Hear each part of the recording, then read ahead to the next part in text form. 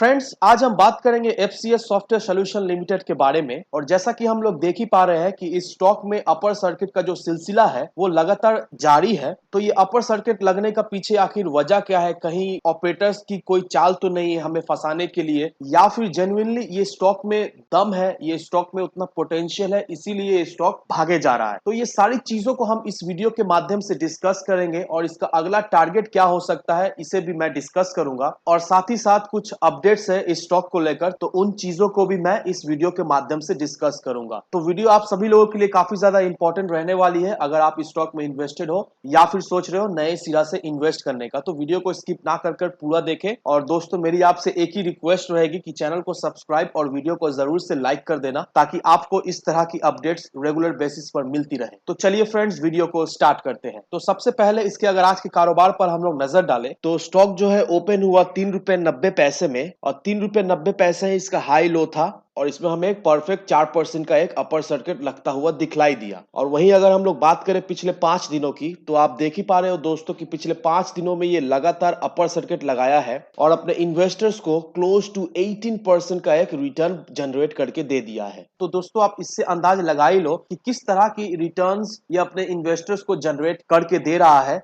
और किस तरह से जो इन्वेस्टर्स है वो इस स्टॉक में इन्वेस्ट किए जा रहे हैं, क्योंकि वो इस स्टॉक को लेकर बहुत ही बुलिश है और वो लोग इस स्टॉक को लेकर बहुत ही कॉन्फिडेंट है कि इन फ्यूचर ये उन्हें और भी अच्छी खासी रिटर्न जनरेट करके देगी। और ऐसा होगा भी दोस्तों। ये जिस तरह की मल्टीबैगर रिटर्न अभी हमें बनाकर ऑलरेडी दे दिया है, ये देखा जाए तो कुछ भी नहीं है एज कम्पेयर टू अगर हम लोग लॉन्ग टर्म की विजन लेके चले। तो अभी जो रिटर्न इसने जनरेट करके दिया है, तो उसको अगर कंपेयर करें तो ये रिटर्न अभी कुछ भी नहीं है। ये हमें और भी एक जबरदस्त रिटर्न बनाकर देगी जरूर से।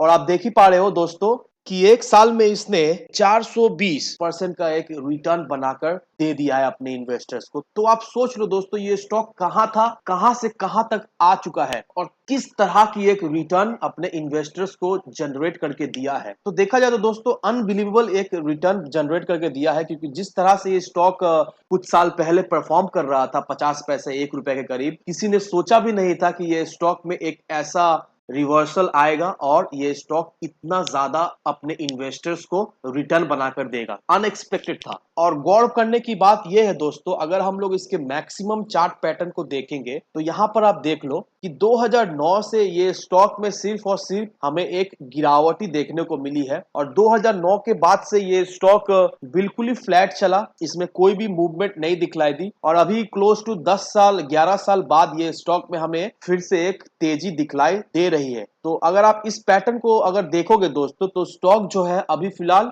हायर हाइज बना रहा है। तो इससे हमें ये पता चलता है कि ये स्टॉक ऑलरेडी ब्रेकआउट हमें दे चुका है। और जिस तरह से ये हायर हाई पैटर्न बना रहा है, उस तरह से हम ये अंदाज लगा ही सकते हैं दोस्तों कि नो डाउट दोस्तों, बहुत ही जल्द दोस्तों ये स्टॉक हमें 5 से 10 रुपए के लेवल में भी ट्रेड करता हुआ दिखलाई देगा। और ऐसा अगर हो जाता है दोस्तों, तो आप बिल्कुल ही चौंकना नहीं, क्योंकि अगर आप यहाँ पर देखोगे तो यहाँ पर भी सेम पैटर्न ये क्रिएट करने की कोशिश किया था। और देखिए, आप देखिए यहाँ पर हायर हाइज बनाने के बाद ये ब्रेकआउट दिया और ब्रेकआउट देने के बाद सीधा ये स्टॉक 7 रुपए 7.5 रुपए के लेवल को टच किया है। तो ये पैटर्न को अगर हम लोग फॉलो करें दोस्तों, तो ये पैटर्न भी हमें कहीं ना कहीं इंडिकेट करती है कि बहुत जल्दी ये स्टॉक अपने हाई को टच करने की कोशिश करेगा। अगर 7 रुपए 7.5 रुपए के लेवल को ये ब्रेकआउट करती है, तो नो डाउट दोस्तों ये हमारे 10 रुपए के टारगेट को जरूर से अचीव करेगी। लेकिन दोस्तों, ये जो विजन होगा ये लॉन्ग टर्म का विजन होगा। अगर आप सोचते हो कि शॉर्ट टर्म में 10 रुपया 20 रुपया चल जाए, तो दोस्तों ये नेक्स्ट टू इम्पॉसिबल है, ऐसा होता नहीं है। लेकिन मार्केट में कब क्या हो जाए ये किसी को नहीं पता। लेकिन आपका एक विजन होना चाहिए लॉन्ग टर्म का, मिनिमम 5 साल का टाइम फ्रेम अगर आप लेकर चलो, तो नो डाउट दोस्तों अभी जिस तरह की ये रिटर्न आपको जनरेट करके दिया है,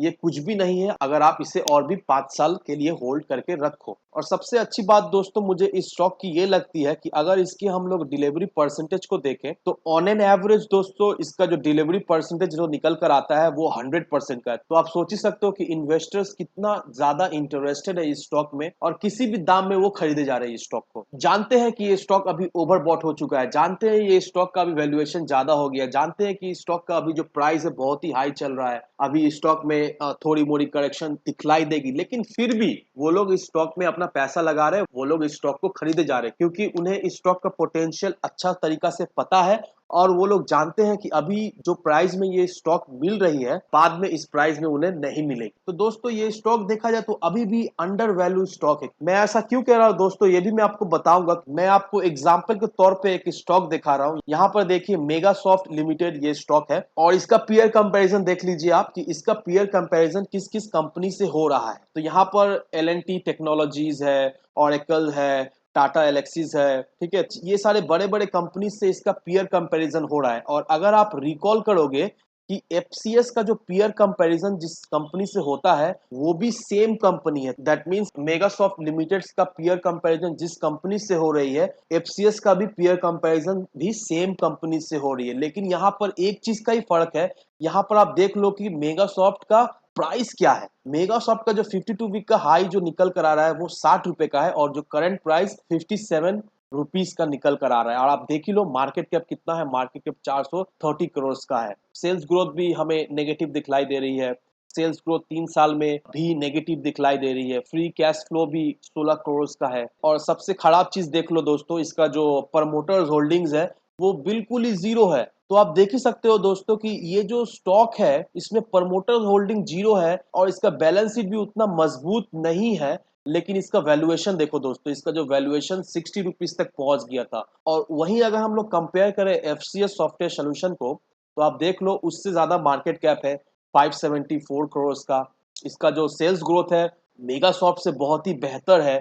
आरओसीई देख लो, आरओई देख लो। तो देखा जाए तो अगर मेगासॉफ्ट से भी हम लोग कंपेयर करें, ये जस्ट मैं आपको एक एग्जांपल दे रहा हूँ कि कितना अंडररेटेड ये स्टॉक है। मैं आपको ये इसीलिए दिखा रहा हूँ कि आप इसकी पोटेंशियल को समझ पाओ कि ये स्टॉक किस लेवल तक जा सकता है। मैं आपको कंफ्यूज करने के लिए नहीं दिखला रहा हूँ, मैं आपको गुमराह नहीं कर रहा हूँ। मैं ये दोनों स्टॉक को आपको इसलिए दिखलाया हूँ क्योंकि दोनों ही कंपनी का जो बिजनेस मॉड्यूल है ऑलमोस्ट सेम ही है। लेकिन एक कदम 60 रुपए है और एक कदम 3-4 रुपए है। लेकिन जिस स्टॉक का प्राइस 60 रुपए है उसमें उतना दम नहीं है, उसका प्रोमोटर्स होल्डिंग्स भी जीरो है, उसका सेल्स भी उतना अच्छा नहीं है। लेकिन हम लोग अगर कंपेयर करें एफसीएस को तो एफसीएस तो उससे लाख गुना अच्छा है। इसका सेल्स में भी हमें ग्रोथ देखने को मिल रही है, प्रमोटर होल्डिंग भी अच्छी खासी है, सेल्स में भी ग्रोथ हो रही है, इसकी डेट फ्री कंपनी भी है। तो इससे आप अंदाज लगा ही लो दोस्तों कि ये जो स्टॉक है नो डाउट ये एक मल्टीबैगर स्टॉक है। और अगर आप इस स्टॉक में इन्वेस्ट करके रखते हो तो नो डाउट दोस्तों इन फ्यूचर आपको ये स्टॉक ऐसा मल्टीबैगर रिटर्न बनाकर दे जाएगा जिसका आपको अंदाज भी नहीं हो। तो चलिए दोस्तों अब चलते हैं इसके चार्ट पर और जानते हैं इसका टारगेट क्या निकल कर आ रहा है। तो सबसे पहले अगर इसके हम लोग चार्ट को देखें तो एक चीज जो नजर में आ रही है